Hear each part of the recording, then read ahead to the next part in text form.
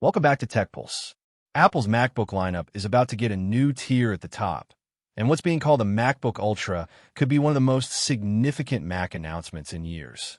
Not just because of the specs, but because of how genuinely different this machine might be from anything Apple has shipped before. Let's start with the current lineup to understand where this fits. Right now, you have a MacBook Neo at the entry level, the MacBook Air above that, and then the MacBook Pro in two sizes. The MacBook Ultra appears to be sitting above all of them, either replacing the MacBook Pro lineup entirely or launching as a new tier above it. Either way, it represents a meaningful shift in how Apple structures its portable Mac lineup.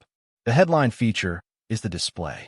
The MacBook Ultra is expected to ship with a Tandem OLED panel, the same stacked dual-layer display technology Apple brought to the iPad Pro. If you've seen the iPad Pro display, you already know what this means. Deeper blacks than any OLED has achieved before, brightness levels significantly above the current mini LED MacBook Pro, and variable refresh rate running from as low as 10 Hz during static content all the way up to 120 Hz during fast motion. The result is a display that's simultaneously more power efficient and more visually impressive than what MacBook Pro owners have now. The second major feature is more controversial, a touchscreen. macOS 27 reportedly contains code references pointing toward touch input, including pull to refresh in browsers and improved sidecar interaction that lets you touch the macOS interface through an iPad-style display. The key detail that makes this less divisive than it sounds: it's expected to be fully disableable. If you have no interest in touching your screen and want to keep using the trackpad without fingerprint smudges on the OLED panel, you can simply turn touch input off. It's an opt-in feature, not an imposed one. On the design, the MacBook Ultra is expected to be slightly thinner than the current MacBook Pro, landing somewhere in thickness between the Pro and the Neo. Port layout is expected to carry over without major changes. What is changing significantly is the thermal architecture underneath. Apple hasn't updated the fans and heat sink design in the MacBook Pro across multiple chip generations. The thermal infrastructure inside an M1 Pro MacBook Pro and an M5 Pro MacBook Pro is essentially identical. A new chassis design means Apple rebuilds the entire thermal system from scratch, including a vapor chamber that distributes heat across the full base of the machine rather than concentrating it in one area.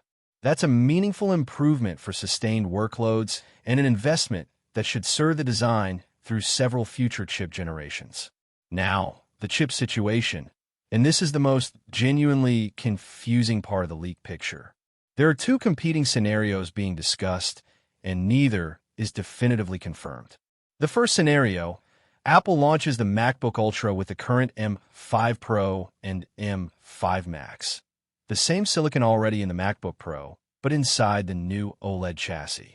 Apple has done this before, when they transitioned to Retina displays, and again, when they introduced the ultra-thin design with the Touch Bar. They kept existing chips and updated the chassis separately. If component costs remain elevated due to RAM and NAND shortages, this approach keeps the launch price from going even higher. The second scenario: Apple skips the M6 Pro and M6 Max entirely and jumps straight to M7 Pro and M7 Max for this machine, reserving M6 as a base chip only. That would be an unusual move, but would give the MacBook Ultra a cleaner performance story against the existing MacBook Pro lineup. Either way, spring 2027 is the most realistic release window. The world's current RAM and component supply situation makes a 2026 launch unlikely. On pricing, this is where the MacBook Ultra lives up to its name. If it launches with M5 Pro, expect the 14-inch model to open somewhere around $3,200. If it ships with M7 Pro instead, that starting point likely climbs closer to $3,500. The 16-inch model adds roughly $300 above the 14-inch in either scenario. This is a premium product priced at a premium level. The Ultra name is not there by accident. Are you excited for the MacBook Ultra, or does that price tag push it completely out of reach? Drop it in the comments, and subscribe to Tech Pulse with notifications on so you catch the full breakdown the moment Apple makes this official. Take care, and I'll see you in the next one.